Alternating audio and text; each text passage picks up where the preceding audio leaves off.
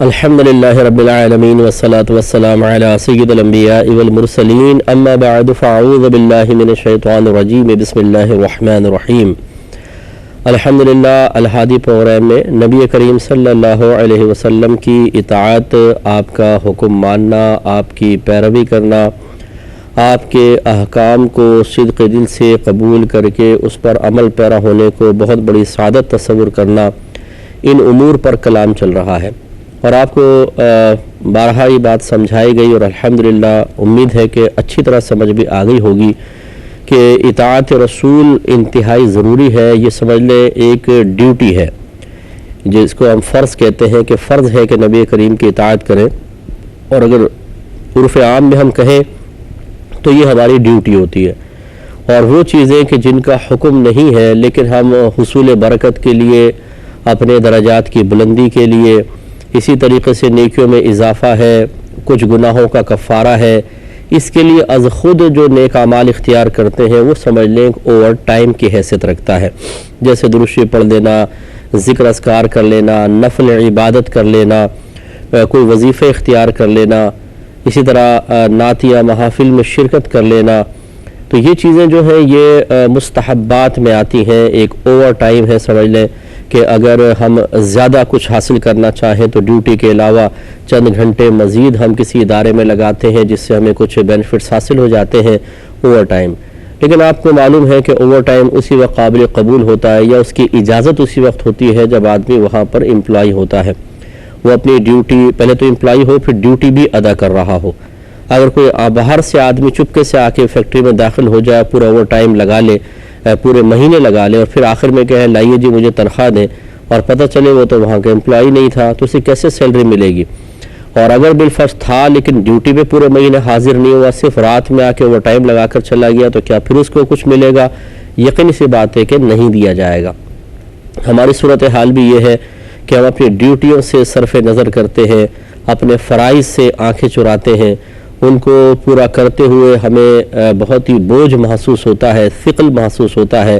ہم کسی بھی طریقے سے اپنی جان چھڑانا چاہتے ہیں، اور پھر قلبی اطمینان کے لیے، اپنے آپ کو مطمئن کرنے کے لیے، ضمیر کی ملامت سے بچنے کے لیے، اور شاید لوگوں کی زبانیں بند کرنے کے لیے اوور ٹائم کی طرف بڑھ جاتے ہیں۔ اگر کوئی کہے نماز نہیں پڑھتے تو یار وظیفے تو پڑھتے ہیں، درود شریف تو پڑھتے ہیں، غریبوں کی امداد تو کرتے ہیں، بچوں کی شادی تو کرواتے ہیں۔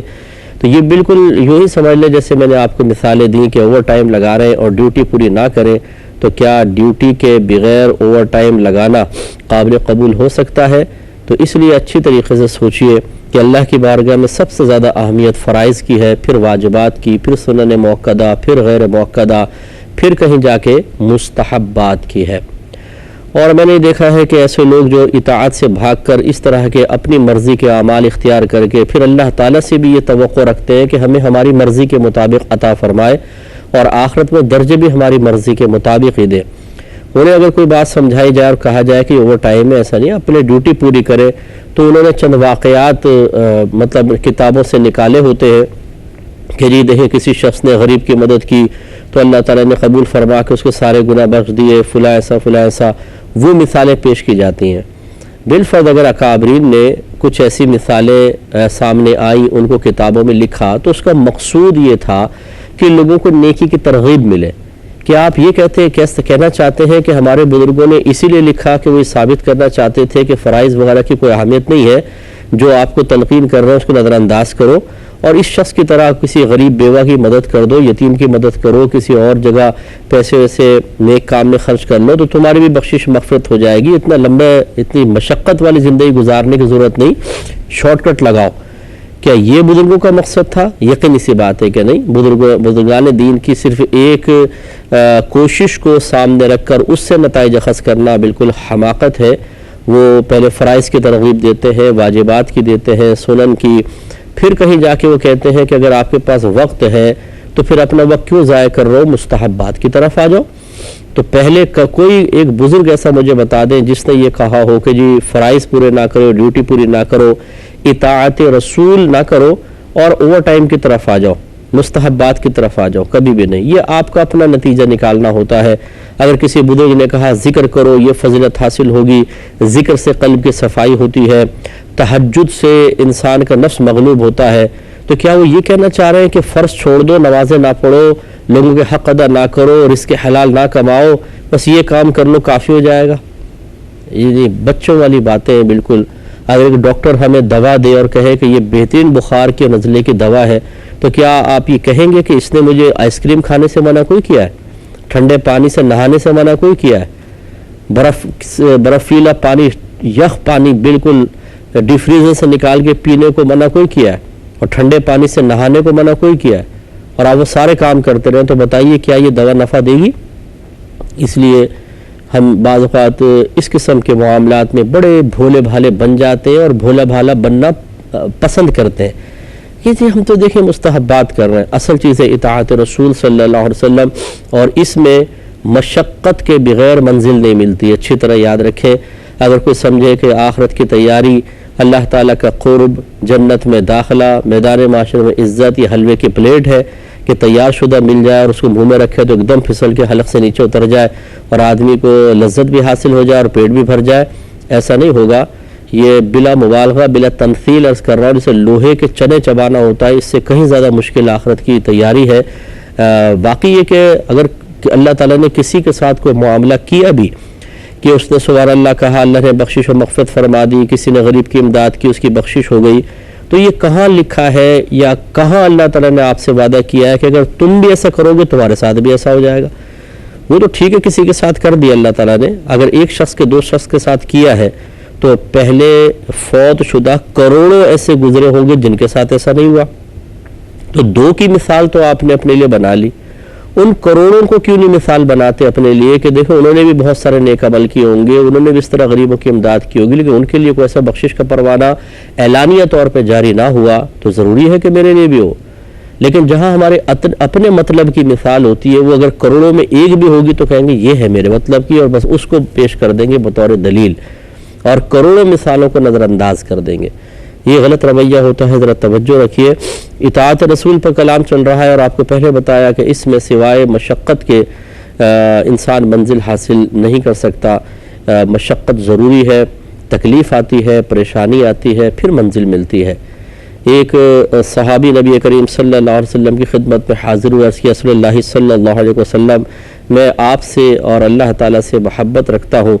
میرے آقا صلی اللہ علیہ وسلم نے ارشاد فرمایا کہ تم جانتے ہو کہ کیا کہہ رہے ہو؟ انہوں نے کہا جی ہاں میں جانتا ہوں۔ تو سرکار نے ارشاد فرمایا کہ پھر آزمائشوں کے لیے تیار رہو،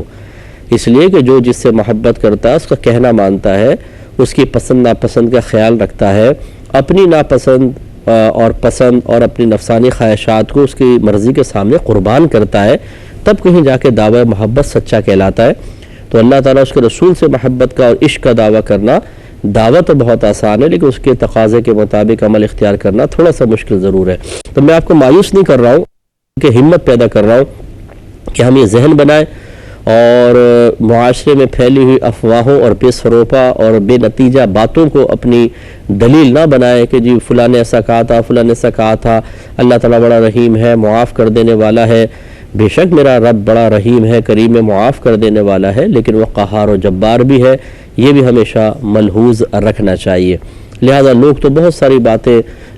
کسی بھی ایک کی مثال کہیں گے، دیکھو اللہ بڑا رحیم ہے، دیکھو نا اس کے ساتھ ایسا ہو گیا، آپ کہیں ہاں یار اس کے ساتھ ہوا تو پھر اس کا مطلب آپ کے ساتھ بھی ہوگا۔ تو اگر خدا نہ خواستہ ایسا ہی ہے کہ کسی کے ساتھ ہو تو ہمارے ساتھ بھی ایسا ہوگا، تو بہت سو کو تو عذاب بھی ہوا ہے، تو یوں کیوں نہیں خوف پیدا ہوتا کہ یار میرے ساتھ بھی عذاب کا معاملہ ہو سکتا ہے؟ یوں نہیں ہوگا۔ خوش فہمی اپنے لیے ضرور حاصل کر لیں گے، لیکن اپنے ساتھ بدگمان ہونا، اپنے لیے خوف خدا کے راستے ہموار کرنا، اپنے لیے آخرت کی تیاری کے سلسلے میں کچھ مثالیں ڈرا دینے والی، خوف پیدا کرنے والی قائم کرنا، اس کے لیے ہم تیار نہیں ہوتے ہیں۔ امید ہے کہ ہمارے جو بھائی بہن ہمیں دیکھ رہے ہیں، سن رہے ہیں، وہ ان باتوں پہ غور و تفکر کر کے اپنی سوچ اور فکر کو تبدیل کریں گے۔ اگر پہلے سے تبدیل ہے، مثبت ہے، پازیٹیو ہے، بہت اچھی بات ہے، اللہ کا شکر ادا کریں، اور اگر کمی کوتاہی ہے تو فکر کرنی چاہیے۔ ایک طویل حدیث عرض کر رہے تھے، سرکار صلی اللہ علیہ وسلم نے ارشاد فرمایا کہ تم بدگمانی سے بچو، کیونکہ بدگمانی سب سے بڑا جھوٹ ہے۔ اس پہ ہم نے کلام کیا، اور عیبوں کی تہمت لگاؤ اور جاسوسی نہ کرو، اس پر ہم نے کلام کیا، اور دوسرے کا حق غصب کرنے کی حرص اور اس کے لیے کوشش نہ کرو، اس سے بچو، اس پر بھی ہمارا کلام ہوا۔ آگے مزید سرکار فرماتے ہیں کہ ایک دوسرے سے حسد نہ کرو، نہ باہم بغض رکھو۔ بغض کا مطلب ہوتا ہے اپنے مسلمان بھائی کے لیے دل میں برا ارادہ رکھنا، بری خواہشات رکھنا، اس کے لیے برے انجام کی تمنا رکھنا۔ اور حسد یہ ہوتا ہے کہ اس تمنا کے ساتھ ساتھ یہ ارادہ کہ اس کے پاس جو اللہ کی نعمت ہے وہ مجھے حاصل ہو جائے۔ تو ہم نے پہلے بھی آپ کو بتایا تھا کہ ان میں فرق بس یہ ہوتا ہے کہ حسد کے اندر دو چیزیں ہوتی ہیں، اپنے مسلمان بھائی کے پاس موجود نعمت کے زوال کی تمنا، اور دوسرا اپنے لیے اس کا حصول کا ارادہ، اور دوسرا ہوتا ہے بغض اور کینہ۔ اس کا مطلب ہوتا ہے کہ سامنے مسلمان بھائی کی کسی نعمت کے زوال کی ہم تمنا کر رہے ہوتے ہیں، اپنے لیے حصول کا ارادہ نہیں ہوتا ہے۔ اس کے پاس یہ گاڑی کہاں سے آگے اللہ کر کے ایکسیڈنٹ ہو جائے، تباہ ہو جائے، یہ بھی پیدل چلے، اسکوٹر پہ سوار ہو، بسوں میں چلے، رکشوں میں سفر کرے، اس کے بعد گاڑی نہیں ہونی چاہیے۔ یہ ہے کینہ اور بغض، اور یہ کہ اس سے کاش اس گاڑی چھن جائے، اس کی تباہ ہو جائے، ایکسیڈنٹ ہو جائے، اور میرے پاس ایک گاڑی آ جائے تاکہ آج یہ میرے سامنے سے زوم کر کے گاڑی نکال کے لے کے جاتا ہے تو کل میں فخر کے ساتھ اس کے پاس سے گزروں اور یہ حسرت سے میری گاڑی دیکھ رہا ہو، یہ حسد ہوتا ہے۔ تو یہ ہمارے ہاں بہت زیادہ ہوتا ہے خاندانوں کے اندر، حتیٰ کہ بھائی بہنوں میں، ایک کلاس میں پڑھنے والے، چاہے ٹیوشن سینٹر ہو یا اسکول کالج یونیورسٹی ہو، ایک کلاس جو فیلوز ہوتے ہیں آپس میں، یہ مختلف امور میں ایک دوسرے سے حسد کرنے لگ جاتے ہیں۔ تو خلاصہ کلام یہ ہے کہ حسد حرام ہے، گناہ کبیرہ ہے، سرکار نے منع فرمایا، اور بغض رکھنا بھی منع ہے۔ اپنے مسلمان بھائی کی نعمت کو دیکھ کر اس کے لیے ترقی کی دعا کرنی چاہیے، اللہ تعالیٰ کی تقسیم پر دل سے راضی رہنا چاہیے، نہ یہ کہ اس پہ ناراضگی کا اظہار کرے، نہ یہ کہ اللہ تعالیٰ اگر بالفرض کسی کو دینا چاہتا ہے، اب ہمیں تو نہیں پتہ، لیکن ظاہر تو یہی کہتا ہے کہ اگر اللہ تعالیٰ کسی کو کوئی نعمت عطا فرما رہا ہے تو اللہ کا ارادہ تھا تبھی تو اس کو ملا ہے، اور ہمارے پاس نہیں ہے، اس کا مطلب اللہ کا ارادہ ہے یہی ہے کہ ہمارے پاس وہ نعمت نہ ہو۔ تو ہم اس کا مطلب یہ ہے کہ اللہ کے ارادے کو بدلنا چاہتے ہیں، اس کے پاس نہ رہے یہ بھی اللہ کے ارادے کو بدلنا ہے، یا اس کے پاس نہ رہے اور مجھے مل جائے یہ بھی اللہ کے ارادے کو بدلنا ہے۔ اور ہماری خواہشات پر اللہ تعالیٰ اپنے ارادے تو نہیں بدلے گا۔ نتیجہ نکلتا ہے کہ جب ہم اللہ تعالیٰ کی مرضی کے خلاف چلتے ہیں تو اس کی ناراضگی ہماری طرف متوجہ ہوتی ہے۔ میں مثال سے اکثر سمجھاتا ہوں بلا تمثیل، یوں سمجھ لیجئے کہ جیسے اگر آپ کی اولاد آپ کے بعض فیصلوں کو سن کر، جو بہت ہی اچھے معتدل حکمت کے ساتھ فیصلے ہیں، اور وہ یہ تو آپ کو پتہ چلے کہ آپ کی اولاد ان پر آبجیکشنز کر رہی ہے، اور آپ کے کسی اور رشتہ دار کے پاس جا کر کہہ رہی ہے کہ یہ ہمارے بابا نے پتہ نہیں کیسا فیصلہ کر لیا، مجھے بالکل سمجھ میں نہیں آتا ان کے فیصلے، پتہ نہیں کیوں یہ فیصلے کر لیتے ہیں، تو آپ کے کانوں میں اگر یہ آواز پہنچے گی تو آپ کو تکلیف ہوگی، اذیت ہوگی کہ ہماری اولاد ہمارے فیصلوں کی گہرائی اور حکمت کو نہیں سمجھ رہی اور ہمارے ہی خلاف بول رہی ہے، اس سے آپ کو افسوس ہوگا۔ تو اللہ تبارک و تعالیٰ اثر قبول کرنے سے تو پاک و صاف ہے، وہ افسوس، صدمے اور مطلب تکلیف ان سے بالکل پاک و صاف ہے، لیکن یہ ضرور ہے کہ اس نے ازلی طور پہ فیصلہ فرمایا ہے کہ اگر کوئی اس کے فیصلوں پر آبجیکشن کرتا ہے، فیصلوں سے ناراض ہوتا ہے، تو اللہ تعالیٰ اس سے ناراض ہوگا اور اس کے لیے عذاب مقرر کیا جائے گا۔ تو ہمارے بہت سارے بھائی بہن جنہیں یقیناً فکر آخرت نہیں ہوتی، دنیا کو سب کچھ سمجھتے ہیں، دنیا کی نعمتوں کو سب کچھ سمجھا جاتا ہے، اور وہ دنیا کے لیے ہی جی رہے ہیں، دنیا کے لیے ہی مرنا ہے انہوں نے بس، تو وہ پھر ان باتوں کی پرواہ نہیں کرتے ہیں اور حسد اور بغض میں مبتلا ہو جاتے ہیں۔ ورنہ جس کو فکر آخرت ہو، جس کو موت کا ڈر ہو، جس کو اللہ تعالیٰ کی بارگاہ میں جا کر حساب و کتاب دینے کا خیال ہو، جس کو دنیا کے عارضی ہونے کا یقین حاصل ہو چکا ہو، کامل یقین حاصل ہو چکا ہو، وہ دنیا کی طرف اس طرح لالچ بھری نگاہیں نہیں ڈالتا ہے، وہ اپنے رب کی رضا پر راضی رہتا ہے۔ اس لیے ہم سب کو ذرا غور و تفکر کرنا چاہیے، جو میرے بھائی بہن مجھے سن رہے ہیں وہ بھی غور کرے، کیا ایسا تو نہیں ہے کہ خدا نخواستہ کسی رشتہ دار یا اپنے گھر میں ہی کسی کے، یا اپنے اسکول میں، کالج میں، یونیورسٹی میں، محلے میں، یا آپ جہاں پر آپ کام کرتے ہیں وہاں پر کسی کے پاس کسی بھی قسم کی نعمت، چاہے وہ گاڈ گفٹڈ ہو کہ براہ راست اللہ نے دی، جیسے اچھی خوبصورت شکل ہوتی ہے، اچھی آواز ہوتی ہے، اور صلاحیتیں جیسے سوچنے کی خوبصورت صلاحیت، قوت فیصلہ بعضوں کی بہت اچھی ہوتی ہے، فہم بہت اچھا ہوتا ہے، فوراً بات کو سمجھ جاتے ہیں، بعضوں کی شخصیت کو اللہ پر اثر بنا دیتا ہے، ان کے پاس لوگ کھڑا ہونا چاہتے ہیں، ان سے باتیں کرنا چاہتے ہیں، ان کو گھیر کے رکھنا چاہتے ہیں، اور اسی طرح بعض ایسی ہوتی ہیں جو گاڈ گفٹڈ تو یقیناً ہر چیز ہی ہے، لیکن اس میں انسان کی اپنی کوششوں کا دخل ہوتا ہے. جیسے انسان لگاتار محنت سے پڑھ کر اے گریڈ حاصل کر لے، A1 گریڈ حاصل کر لے، اس کو کوئی بڑا مطلب کوئی ٹرافی مل جائے، کوئی بہت زبردست سرٹیفکیٹ مل جائے، اسی طرح کوئی مخصوص گورنمنٹ کا اعزاز اس کو حاصل ہو جائے، اعزازی ڈگری اس کو حاصل ہو جاتی ہے، بس اوقات یوں ہی اعلیٰ منصب مل جاتا ہے، اچھی جاب مل جاتی ہے، اچھے سیلری اس کی لگ جاتی ہے، کسی بہترین کمپنی میں، کسی بہترین گورنمنٹ کے شعبے میں اعلیٰ افسر لگ جاتا ہے، لیکن اس میں اس کی محنت کا دخل ہوتا ہے، وہ بڑی محنت کرتا ہے شروع سے پھر وہاں تک پہنچتا ہے. تو یہ دونوں چیزیں بسا اوقات حسد کا سبب بنتی ہے، اور یہ نہیں ہونا چاہیے، بہت بری چیز ہے. ہمیں اگر کسی کو اس طرح دیکھ کر احساس پیدا ہوتا ہے، دل میں ایک احساس محرومی سا، ایک کسک سی ہوتی ہے، اور پھر وہ ذرا نفرت میں اور غصے میں تبدیل ہونے لگے، تو فوراً لا حول ولا قوت الا باللہ پڑھے اور اپنے آپ کو اس سے دور رکھے.